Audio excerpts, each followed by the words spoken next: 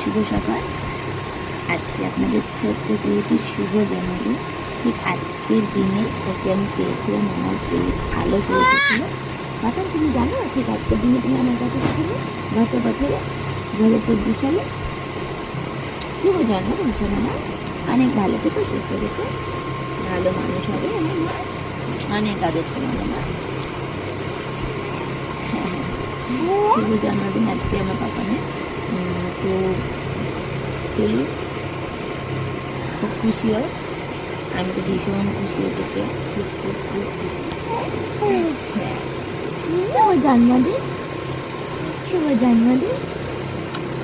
না,